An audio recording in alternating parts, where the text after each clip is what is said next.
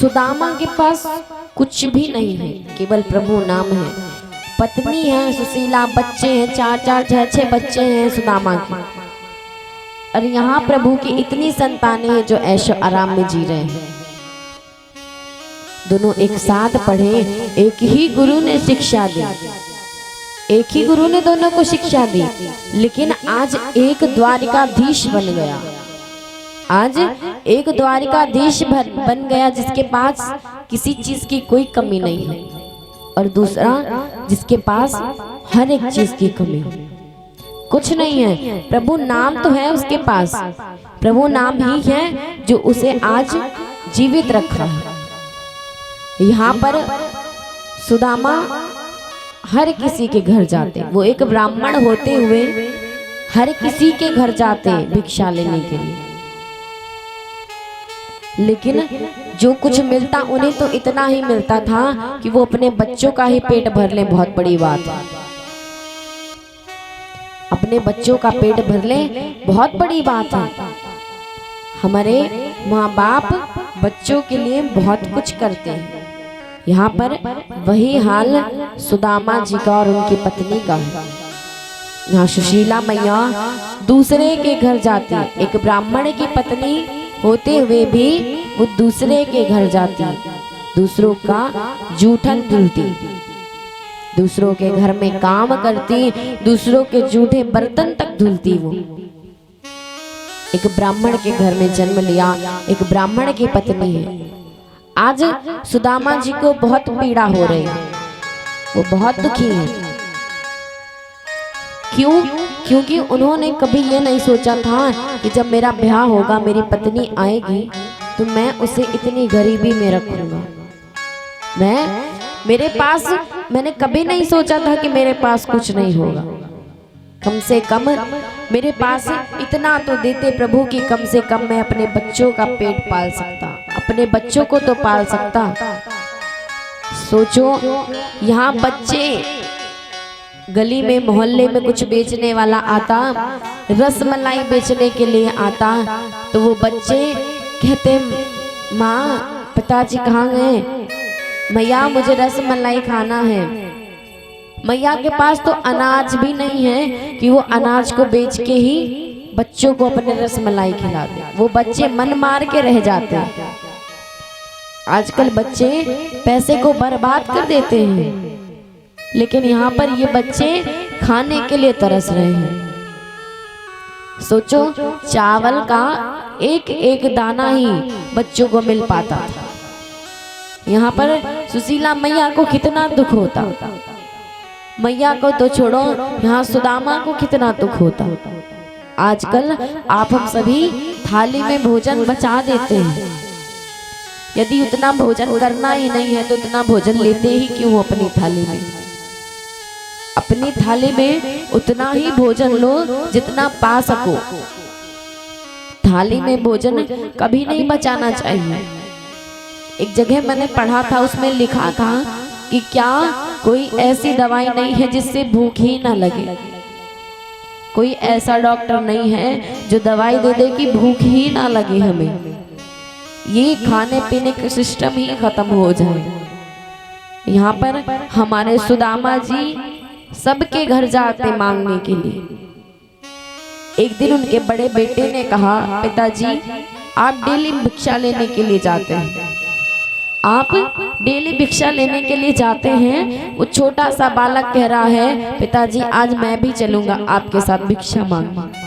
सोचो, जिस उम्र में उस बच्चे की पढ़ने लिखने की उम्र है, जिस उम्र में उस बच्चे को पढ़ना चाहिए, आज उस उम्र में वो बच्चा भीख मांग रहा है। आज वो छोटा सा नन्हा सा बच्चा अपने पिताजी से कह रहा है, पिताजी आज मैं भी चलूंगा आपके साथ भिक्षा मांगने। यहाँ पर सुदामा को कितना दुख हुआ कि आज मेरे पास मेरी इतनी भी औकात नहीं है कि मैं अपने बच्चे को एक टाइम का भोजन करा सकूं घर में बैठ के।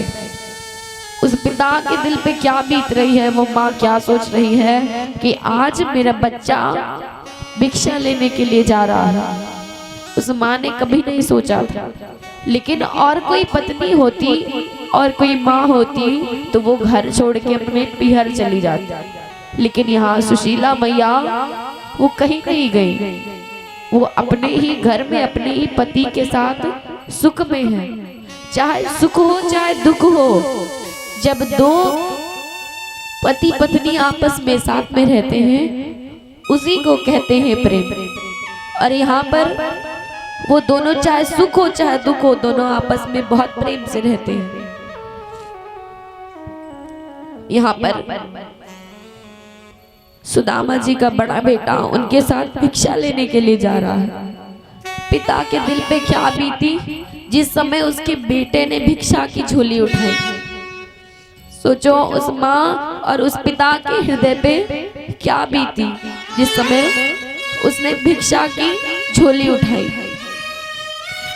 आजकल हमारे माँ बाप हमें हर वो सुख देते हैं कि हमें कभी सड़क पर किसी के सामने हाथ फैलाना ना पड़े, लेकिन हम क्या करते हैं, हम उस ऐशो आराम में अपने माँ बाप के सुख और दुख उन चीजों को भूल जाते हैं। यहाँ पर सुदामा जी के साथ जब उनका बड़ा बेटा भिक्षा लेने के लिए गया, जब उनका बड़ा बेटा उनके साथ भिक्षा लेने के लिए गया तो सुदामा जी अपने आप को बहुत रोक रहे हैं, परंतु वो अपने आप को रोक नहीं पाए। यहाँ पर उस बच्चे ने इतनी छोटी सी उम्र में कहा, पिताजी आप गांव के इस तरफ जाइए और मैं गांव के इस तरफ जाता हूँ। अब दोनों बेटा और बाप दोनों भिक्षा लेने के लिए निकले। तो सुदामा जी वो किसी के घर के सामने पहुंचते तभी नहीं कहते थे कि भिक्षाम दे, वो पूरे रास्ते में यही कहते थे कि भिक्षाम दे, भिक्षाम दे। यदि कोई किसी की इच्छा होती तो वो भिक्षा दे देता। और यहाँ पर सुदामा जी का बेटा वो भिक्षा मांगने के लिए निकला। किसी ब्राह्मण के द्वार पर वो पहुंचा तो उसने कहा, मैया भिक्षाम दे। अब सोचो उस माँ ने उस नन्हे से बालक को भगा दिया। हाँ तो उसी सुदामा का बेटा है ना, तू यहाँ से भाग जा, तू उस अभागे का बेटा है। सोचो यहाँ पर सब निकल आए धीरे धीरे। सुशीला मैया भी उनके सारे बच्चे निकल आए, साथ उनका पूरा परिवार निकल आया उनके पीछे, क्योंकि आज मैया के हृदय में इतनी पीड़ा है कि मैया खुद को रोक नहीं पा रहे हैं।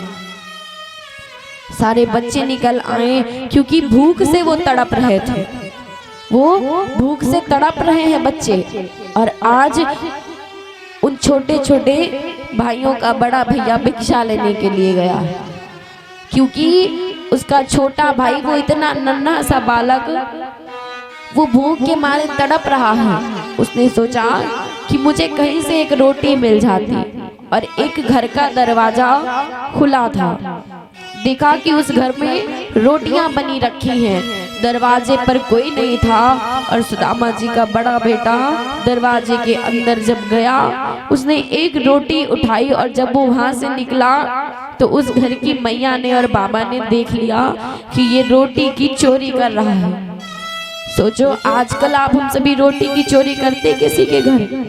नहीं करते। पता नहीं वो कितने दिन की रोटी थी, एक रोटी उठाई और वहां से जब भागा, जब वो पहुंचा अपने भाई के पास पहुंचने ही वाला था कि उस गांव के सभी लोगों ने मिलकर वो एक रोटी भी छीन ली। सोचो आज उस माँ के हृदय पे क्या बीत रही है। आज वो माँ सोच रही कि मेरे पास इतना भी नहीं है कि मैं अपने बच्चों को एक वक्त की रोटी खिला सकूं। 4-4, 6-6 बच्चे हैं। मैया बहुत परेशान है कि कैसे आज ये दिन आ गया है कि मेरा पूरा परिवार रोड पर आ गया है। वो छोटे छोटे बच्चे भूख से बिलख रहे हैं।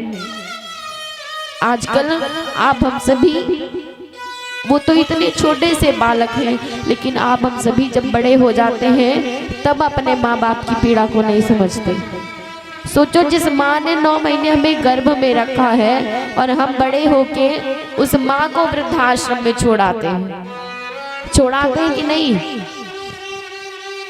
मैंने बहुत से बच्चों को देखा है, एक नहीं 4-4 बच्चे होते, उन चारों में किसी की औकात नहीं होती अपने माँ बाप को घर में रखने की। 4 वक्त का खाना, आप एक वक्त का खाना, एक वक्त की रोटी अपने माँ बाप को नहीं दे सकते और लाखों रुपए ले जाके आप बाहर उड़ा देते हैं। आप हजारों रुपए ले जाएंगे अपने घर से और बाहर उड़ा देंगे, लेकिन अपने माँ बाप पर एक पैसा भी नहीं खर्चा किया जाता। अरे उन्हें साथ में नहीं रख सकते हो तो कम से कम उनके लिए घर तो बनवा सकते हो कि वो वहां पर रहे तो तुम उन्हें एक वक्त की रोटी दे सको। तुम्हारी पत्नी नहीं कर रही, कम से कम तुम तो अपने माँ बाप का साथ दो। मैंने देखा, एक माँ वृंदावन में आई थी और वो बहुत बेसहारा हो गई। उन्होंने कहा कि मेरे 3 बच्चे मर गए और मेरा एक बच्चा उसने मुझे घर से भगा दिया। बेटा, मेरे पास 1000 रुपए मैं क्या करूं? मैंने कहा भैया आप अपने पैसे अपने पास रखो, यदि प्रभु ने मुझे उस लायक बनाया तो मैं आपकी सहायता जरूर करूंगी।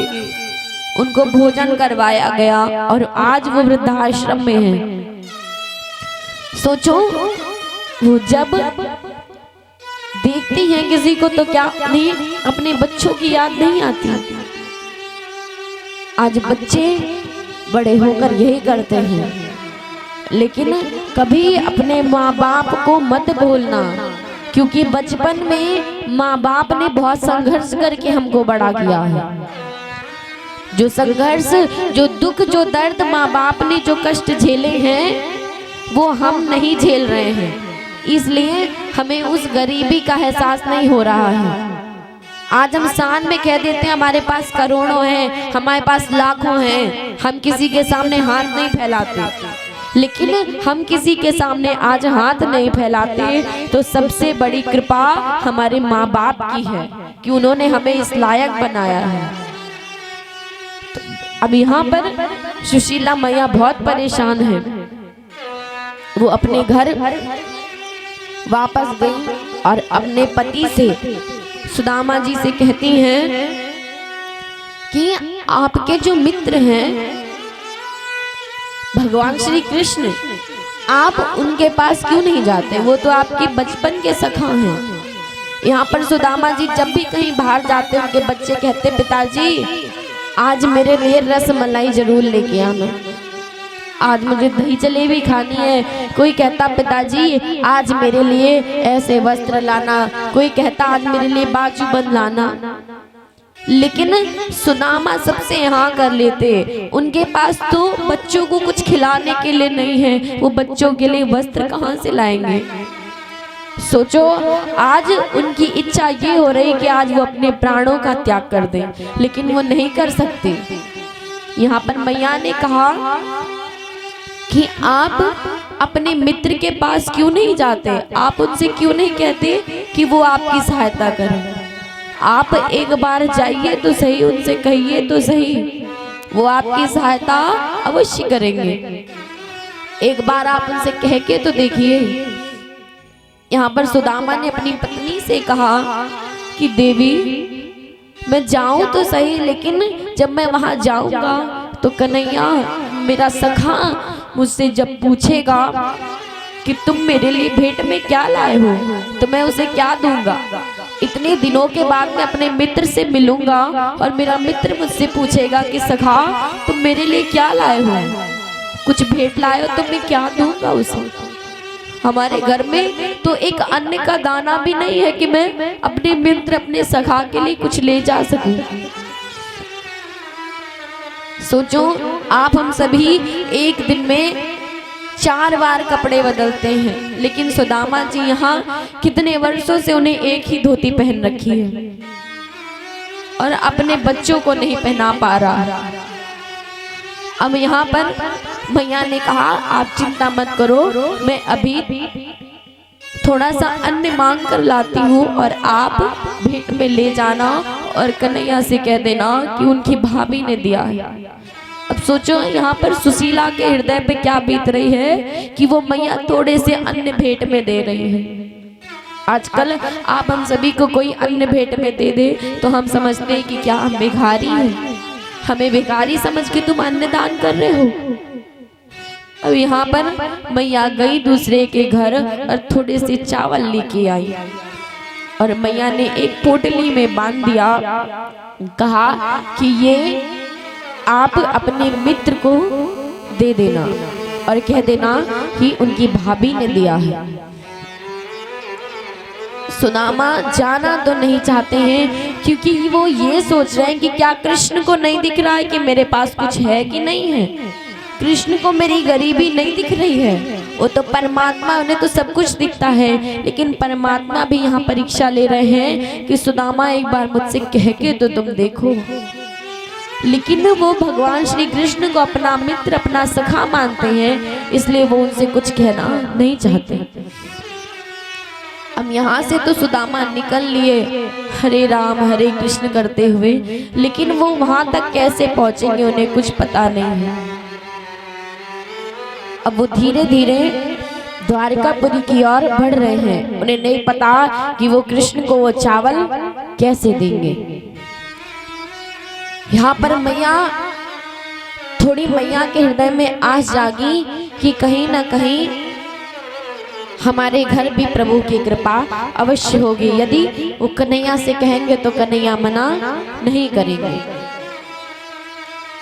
यहाँ से सुदामा जी निकले और वो धीरे धीरे द्वारिकापुरी जब पहुंचे, उन्होंने एक सुंदर सा महल देखा, बहुत ही बड़ा आलीशान महल बना है। किसी से पूछा कि अरे भैया ये राजमहल किसका है? कहा महाराज राधे कृष्णा। कहा राधे कृष्णा मुझे द्वारिकाधीश से मिलना है, मुझे कन्हैया से मिलना है। कहा आपको कन्हैया से मिलना है? कहा हाँ। कहा कि आप कौन हैं? कहा कि मैं उनका मित्र हूँ। कहा मुझे बता दो द्वारिकाधीश का महल कौन सा है? कहा ये जो सामने दिख रहा है ये द्वारिकाधीश का ही महल है। कहा अब जब सुदामा ने वो महल देखा तो सुदामा ने सोचा इतना बड़ा महल और कहाँ मेरी छोटी सी कुटिया, इतना बड़ा ये महल और कहाँ मुझ गरीब की छोटी सी कुटिया।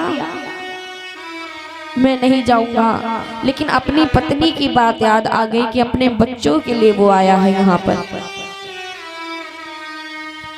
कह दिया कि मैं अपने बच्चों के लिए आया हूं और मैं जाऊंगा। महलों के पास आए, कुछ द्वारपाल लगे हुए थे। द्वारपालों से कहा अरे भैया तुम जरा हमें द्वारिकाधीश से मिलने दे दो। कहा कि द्वारिकाधीश कौन है? कहा कि वो मेरे मित्र हैं। कहा तुमने अपनी हैसियत देखी, अपनी औकात देखी है? तुम उनके मित्र हो, अपने वस्त्र देखे हैं? सुदामा लेकिन कभी किसी से कुछ नहीं बोलते। उन्हें कितना भी अशब्द क्यों ना कह दो, वो कभी किसी से कुछ बोलते नहीं हैं। यहाँ पर पत्नी के कहने से सुदामा जी आए और जब द्वारपालों ने अंदर नहीं जाने दिया तो कहा अरे द्वारपालों बस एक बार जाके उस कन्हैया से कह दो कि हम उन्हें मिलने के लिए आए हैं और उनके बचपन के मित्र हैं। उनसे बता देना कि उनके बचपन का मित्र, उनका सखा उनसे मिलने आया है, नाम मेरा बता देना सुदामा। और कहा अरे द्वारपालो कन्हैया से कह दो, अरे द्वारपालो कन्हैया से कह दो किधर पे सुदामा गरीब आ गया है, किधर पे सुदामा गरीब आ गया है। भटकते भटकते न जाने कहाँ से, भटकते भटकते न जाने कहाँ से तुम्हारे महल के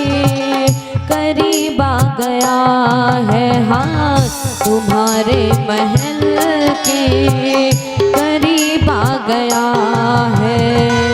अरे द्वार पालो कन्हैया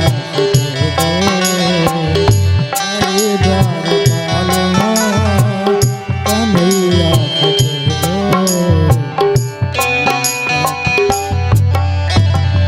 करीब आ गया है हाँ की दर पे सुदामा, करीब आ गया है। न सर पे है पगड़ी न तन पे है जामा, बता दो कन्हैया को नाम है सुदामा हो। न सर पे है पगड़ी न तन पे है जामा, बता दो कन्हैया को नाम है सुदामा। बता दो कन्हैया को नाम है सुदामा। बस एक बार मोहन से जा कर के कह दो, बस एक बार मोहन से जा कर के कह दो कि मिलने सखाफत नसीब आ गया है हाँ कि मिलने सखाफत नसीब आ गया है हाँ।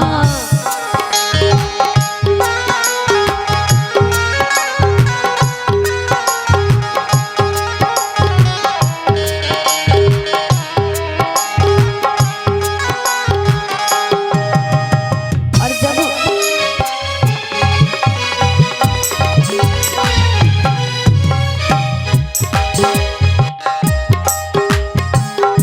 ये सुनते ही दौड़े चले आए मोहन, ये सुनते ही दौड़े चले आए मोहन। लगाया गले से सुदामा को मोहन हाँ, लगाया गले से सुदामा को मोहन हाँ। हुआ रुक्मणी को बड़ा ही अचंभा, हुआ रुक्मणी को बड़ा ही अचंभा। ये मेहमान कैसा अजीब आ गया है हाँ, ये मेहमान कैसा अजीब आ गया है। बराबर में अपने सुदामा बिठाए, भरे आंसुओं से श्याम ने दुलाए हाँ। बराबर में अपने सुदामा बिठाए, चरण आंसुओं से श्याम ने दुलाए हाँ। न घबराओ प्यारे जरा तुम सुदामा, न घबराओ प्यारे जरा तुम सुदामा। खुशी का समा तेरे करीब आ गया है, खुशी का क्षमा तेरे नसीब आ गया है।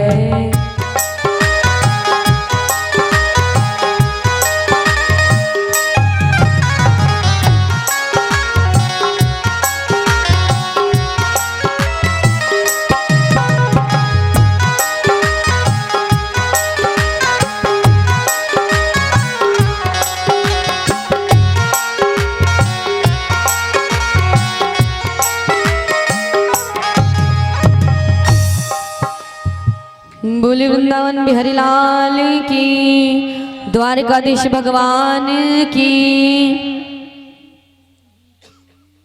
भक्तों यहाँ पर जब सुदामा जी पहुंचे और जब द्वारपालों से इतना कहा कि एक बार बस कह देना कि उनका मित्र सुदामा आया, और जब द्वारपालों ने सिर्फ इतना ही कहा कि कोई आया है और वो कह रहा है कि कन्हैया से जाके कह देना कि उनके बचपन का मित्र उनका यार सुदामा आया है उनसे मिलने। और जब इतना ही सुदामा नाम सुना और कन्हैया उठ के दौड़ते हुए गए, ना कुछ देखा न राजमहल देखा। और जब लेके आए अपने राज सिंहासन पर सुदामा को बिठाया कन्हैया ने, रुक्मिणी मैया को बड़ा ही अचंभव हुआ कि ये हमारे स्वामी का ये कैसा मित्र है, ये कौन सा मित्र है, आज तक तो हमने देखा नहीं। परंतु जब अब यहाँ पर सुदामा घबराने लगे, राज सिंहासन पर बिठाया द्वारकाधीश ने, अपने वस्त्र दिए, उन्हें स्नान आदि करवाया। अब जब भोजन करने के लिए बैठे तो सबसे परिचय करवाया। कहा सुदामा ये तुम्हारी भाभी हैं, ये रुक्मिणी है, ये सत्यभामा है, ये जामवंती, सबका परिचय कराया। कहा कन्हैया तुमने ब्याह कर लिया? कहा हाँ। कहा कब किया, तुमने मुझे बुलाया नहीं। कहा तुम बताओ तुमने ब्याह किया कि नहीं? सुदामा जी ने कहा हाँ मैंने भी ब्याह कर लिया। कहा तुमने क्यों नहीं बुलाया? कहा सखा तुमने भी तो नहीं बुलाया। अब दोनों सखा ने कहा ठीक है कोई बात नहीं, बात बराबर में हो गई जब नहीं बुलाया एक दूसरे को। अब आज के जमाने में क्या है कि यदि एक दूसरे को नहीं मिलाया, एक दूसरे को नहीं बुलाया अपनी शादी में, तो 1 महीने बाद यदि सामने आए तो मुख से बोलते भी नहीं है, बोलते नहीं है, मुंह फेर लेते हैं। जाओ तुमने ब्याह किया तो हमने भी ब्याह किया है, तुमने किसी अमीर छोरी से किया तो हमने भी अमीर के घर से किया, तुम इतना दहेज लाए तो हम भी इतना दहेज लाए, झुको तो तुम झुको, हम काहे को झुके। अब यहाँ पर इन दोनों मित्रों में ऐसा कुछ नहीं। कहा ठीक है नहीं बुलाया तो कोई बात नहीं। अच्छा अब भोजन करने के लिए बैठे तो भोजन करने के बाद सुदामा ब्राह्मण हैं और हमारे द्वारकाधीश वो यदुवंशी थे, हमारे कन्हैया यदुवंशी थे। और ब्राह्मण देव के आशीर्वाद के लिए सबको बुलाया। 16,108 रानी। भगवान श्री कृष्ण के कितनी पत्नियां थी? 16,108। और उनके पुत्र कितने थे? मैंने दिन में बताया ना, कितने थे बताओ? किसी को याद है कि बस अभी 2-3 घंटे हुए थे मैंने कथा सुनाई थी और भूल गए अभी तक? बताओ भगवान श्री कृष्ण के कितनी संतानें हैं?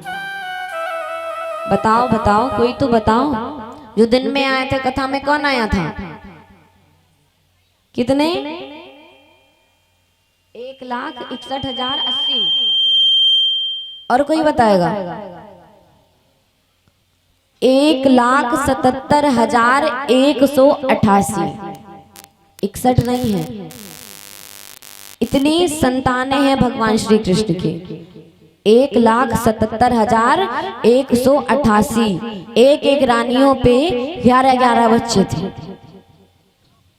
याद आ गया? हाँ महाराज जी आपने बता दिया, नहीं अभी तो हम बता देते, पेट में था मुंह में नहीं आ रहा था, है ना। तो यहाँ पर इतने सारे बच्चे और इतनी सारी पत्नियां। अब ब्राह्मण देव का आशीर्वाद लेने के लिए कन्हैया सबको बुला रहे हैं।